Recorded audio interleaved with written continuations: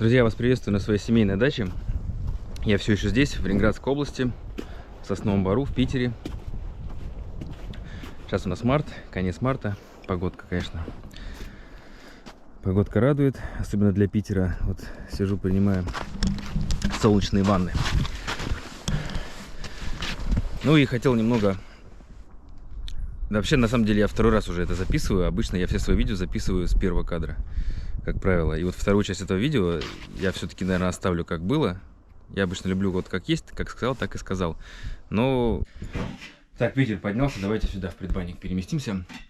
Вчера, когда снимал, я все на одном кадре снял, как-то вот было вдохновение. А когда я пытаюсь повторить слова, у меня всегда так было. Начинаешь что-то там сбиваться. Поэтому я и люблю искренне говорить, как есть, вот сходу. Но сейчас ситуация такая, что нужно действительно подобрать правильные слова. Я переслушал и понял, что не везде могу быть правильно понят. Это мне так показалось, не знаю, я сидел, думал и решил, что надо попробовать еще раз сказать, чтобы, потому что первая часть этого видео, с которой начать хочу, она такая, действительно, нужно как-то вот правильно подобрать слова, что сказать. И тем более я вот вообще всегда вещаю с улыбкой на позитиве. Такие события начались, да, и как вы можете заметить, я перестал снимать, я не доснял даже вот Адыгею, мы ездили, я вот хочу в следующем видео показать, как я был в гостях, там даже на 2 видео я наснимал в Адыгее у дяди Саши, но вот прервал все вот выкладывать видео, потому что, события, трагические события происходят для многих людей, как ни крути, как бы кто к этому ни относился, какие бы убеждения у людей не были, одной стороны, либо другой стороны, либо третьей, сложно что-то сказать так, чтобы как-то не задеть чьи-то чувства. Потому что меня смотрят и с Украины, и из других стран. И я действительно я поэтому и просто замолчал, потому что я не знал, что сказать. Разводить демагогии, мне начали писать, что какая твоя гражданская позиция. То есть люди считают, что если ты блогер, то ты, по идее, должен занять какую-то позицию, там что-то высказать. А высказывать что-то, мои убеждения, это сейчас, как ни крути, повторю, как бы ты к этому ни относился, как бы ты все события мирового масштаба сегодняшние не интерпретировал, в любом случае сейчас страдают люди.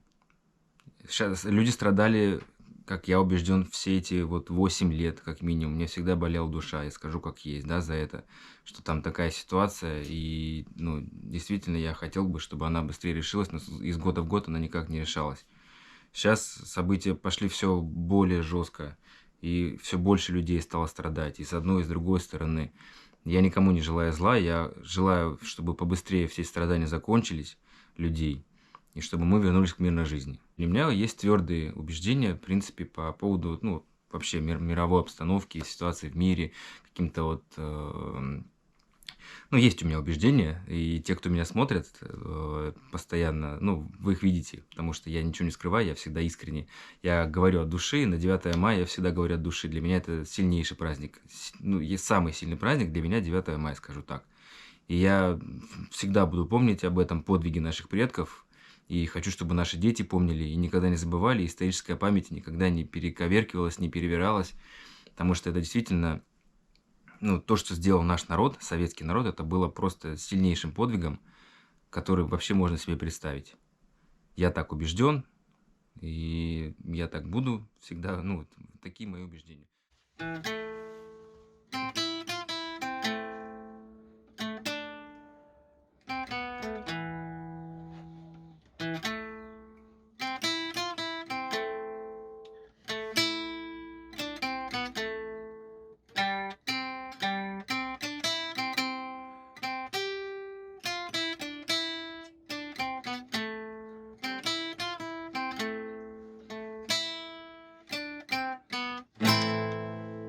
Друзья, поздравляю всех с праздником, с великим днем, Днем Победы. 75 лет назад наши предки спасли мир от коричневой чумы. И не будем забывать, что тогда стоял вопрос самого существования нашего народа, всего русского мира. И всегда, говоря о русском мире, о нашем народе, я подразумеваю объединение всех народов. всех народов, населяющих Россию, всех народов, населяющих страны бывшей Советской Республики. Я считаю, что как раз в этот день мы должны помнить об этом и вспоминать, что вместе мы сила, вместе мы единый великий народ. И в этот день мы чтим память каждого, кто внес свой вклад, чьими жизнями и трудом выкована эта великая победа. Посмотрите в эти мужественные лица. Я думаю, что каждый воин по духу выглядел именно так, как их изображают сегодня на монументах. Но эта битва еще не закончена. Теперь наша прямая обязанность нести память о них, о наших предках, о их подвиге сквозь века. Помните, что наша история — это мы сами. И те, кто пытается ее уничтожить, пытаются стереть с лица земли нас самих. Но хочу сказать по поводу сейчас вот в этом информационном мире сложно вообще объективно понимать информацию, потому что одни и те же события, их можно подавать под разным углом, интерпретировать по-разному. И то есть люди могут смотреть на одно с разных сторон и видеть каждый свое. И каждому будет логическое объяснение. Каждым убеждением на сегодня легко находятся необходимые факты, логические, убедительные какие-то аргументы для того, чтобы их подтверждать. Поэтому вот не зря говорят, сколько людей, столько мнений.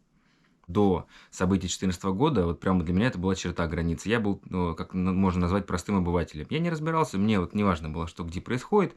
Я там в своем мирке крутился, мне вот вокруг меня то, что творится, важно и все.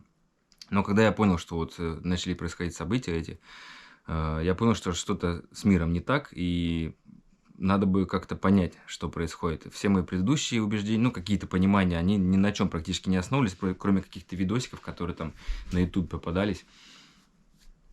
Или где-то еще. Поэтому я захотел понять.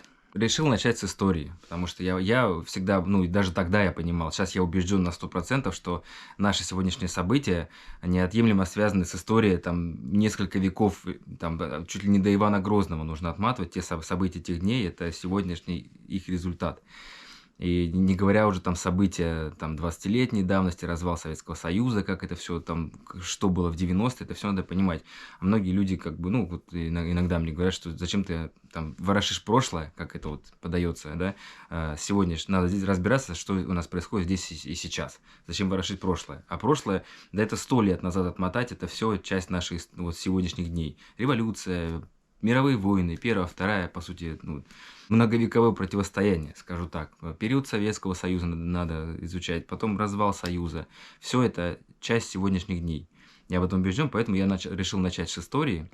Хотя история предмет тоже такой достаточно относительный. Как мы сейчас можем знать истину, если у нас уже события там 20-летней давности перевираются так, что уже каждый по-своему интерпретирует. Что сейчас с событиями мировой войны творится? Вообще под разным соусом, под разным углом все преподносятся какие-то факты, которые для нас всегда были фактами. То есть, ну, история, а что же говорить про более дальние? То есть, ну, те книги, которые мне попались, то, что я изучал, они как-то были основаны, это не учебники были исторические, а вот, ну, берется событие, исторический период, и с разных углов логическими цепочками, документами, мемуарами, то есть, идет ссылками на первоисточники, идет описание этих событий и их интерпретация. То есть ты вместе с автором делаешь какие-то логические выводы. Ну, в общем, я доверился этой информации. К чему я хочу все это сказать? Истину найти очень сложно. Мы просто верим в одно либо в другое. И на основании этой веры мы формируем свои убеждения. Вот это я вот осознал какое-то время назад. То есть осознал, начиная с того, что я подверг сомнению свои убеждения, понимая все это. Да, я стал понимать своих друзей, там, ну, с кем я там в споры вступал, да, у нас диаметрально противоположная точка зрения. Я стал понимать, потому что каждый нашел истину в своем. Я тоже поверил в то, что я поверил, то есть та история, которую я изучил, она мне показалась достаточно убедительной. На основании этого я пришел к сегодняшним событиям, к сегодняшнему мироустройству. Ну, я много всего перелопатил, на самом деле, и вот, ну, с 2014 года. Единственное, что у меня плохая память, вот это я всегда, ругал себя за это, что мне какие-то факты не вот сходу так не рассказать, не преподнести. Потому что у меня формируется понимание, и вот книгу отложил, а фактология забывается. Какие-то отдельные вопросы требовали отдельного, очень внимательного изучения. Ну, если брать современное сегодняшнее время, допустим, там Конституция России, надо понимать же, что там и как написано, где, как, что интерпретировать. То есть, и нам самим бывает не разобраться, приходится там обращаться за помощью людей, которые глубже разбираются, которые со своей стороны какую-то там, ну, пояснительную записку написали, там, аналитику этого. Ну вот изучаешь там, допустим, там страниц 50 там печатного текста приходилось перечитать там о Центробанке, например, как он работает, что в законах написано, как он влияет, чтобы понять там политическую, экономическую какую-то ситуацию. Конечно же, мне это все не безразлично, я это пытался вот изучать. Я слушал лекции, там полуторачасовые лекции, например, они выходили раз в неделю и на протяжении 8 лет. То есть лекции по текущим событиям в мире, да, что происходит. И вот, ну, меня эта информация убедила. Но так же, как и другая информация, убедила других людей, моих друзей. То есть я сейчас с ними вступаю в какие-то, ну, не вступаю, на самом деле, как-то мы начинаем обсуждать и понимаю, что у нас фундамент, основание нашего понимания разное, а из этого основания вытекает уже наша дальнейшая, там, ну, интерпретация событий.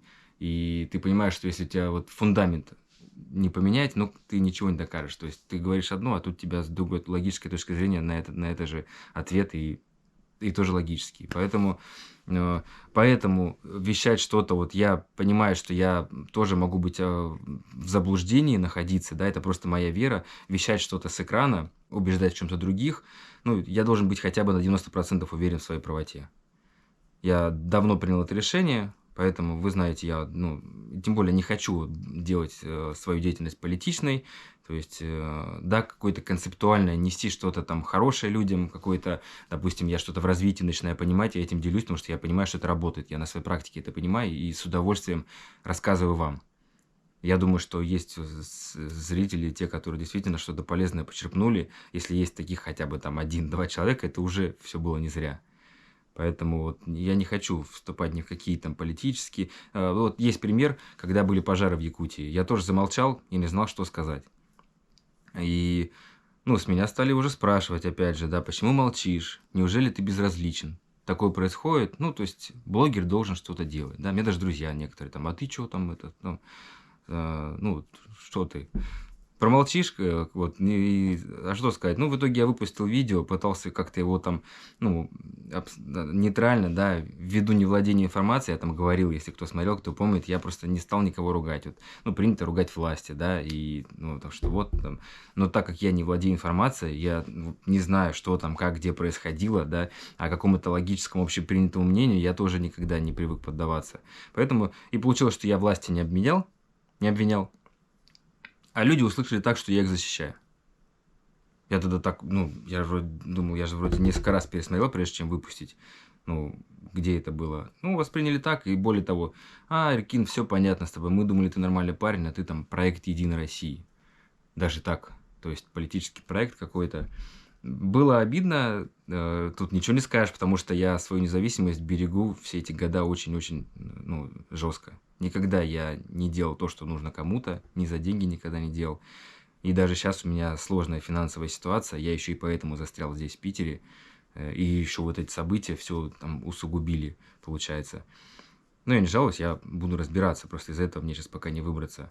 То есть и то, это не, ну, я буду до последнего сохранять свою независимость и придумать что-то, чтобы, ну, иметь какую-то финансовую возможность продажи своей деятельности, и при этом не зависеть ни от кого.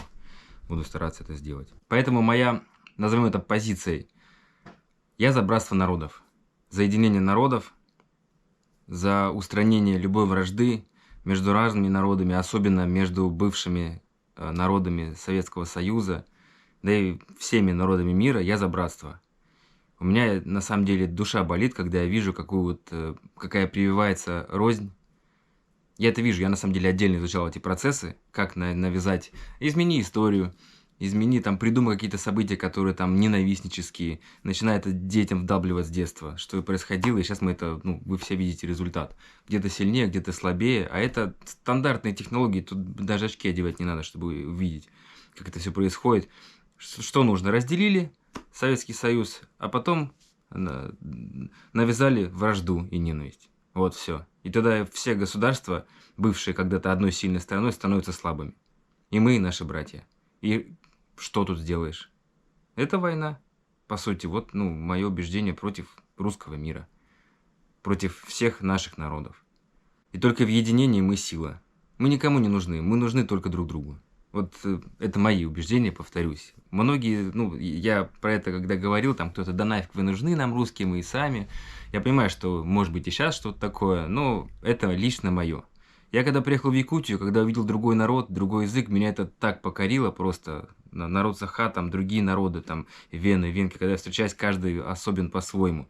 И в каждый смотришь, и у меня прям вот душа поет, когда я вижу человека и вижу в нем вот что-то такое, вот его уникальное. А сколько еще народов, которые также уникальны, каждый по-своему, и нет в них внутри такой ненавистнической. Ну, это я верю в это, что мы все друзья и братья. Поэтому хочется, чтобы мы все вернулись в единую большую семью. Вот это я не буду скрывать. И более того, я уже год вынашиваю мысли о каком-то народном проекте, я бы так сказал. Братство народов. Я еще даже ему название не могу придумать.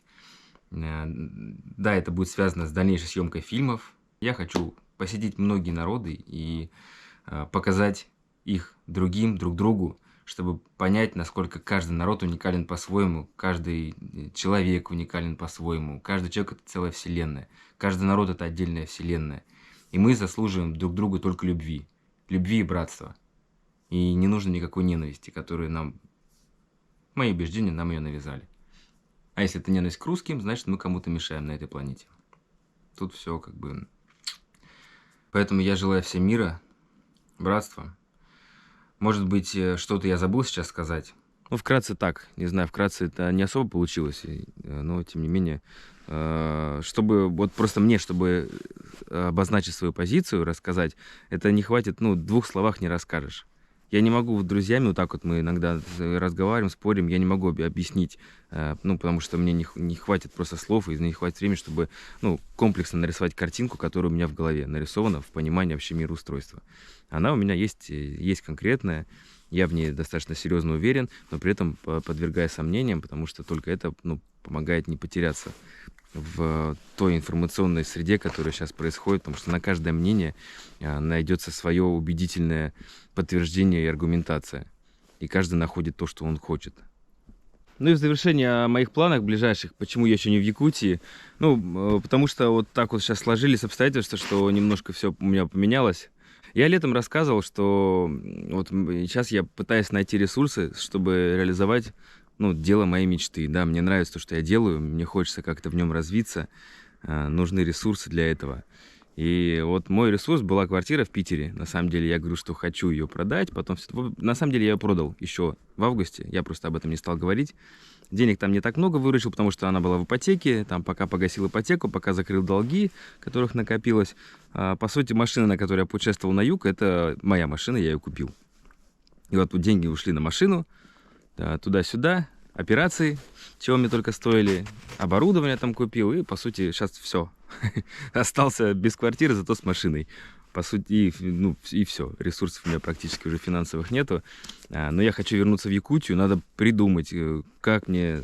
Я не хочу возвращаться на работу, не хочу заниматься риэлторством, недвижимостью, я хочу заниматься своими любимыми делами. Я готов трудиться целыми днями, но только чтобы это было весь мой труд был вложен в свое развитие, в мое дело, которое мне нравится, которое мне приносит удовольствие. И этого я желаю каждому, чтобы каждый человек нашел для себя такую возможность. Вот я для себя еще ищу, но я не вижу финансовой реализации в этом всем, что я делаю. Кроме как видел раньше на Ютубе, там можно выкладывать, развить и на монетизации хотя бы заработать. Рекламу я давно никогда не хотел делать.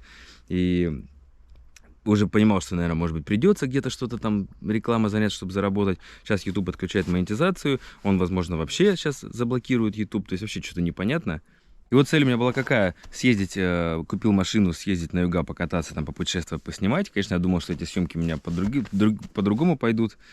И то, что я заболел ковидом, и все это мне подпортило немножко ситуацию. Не суть, это все ерунда.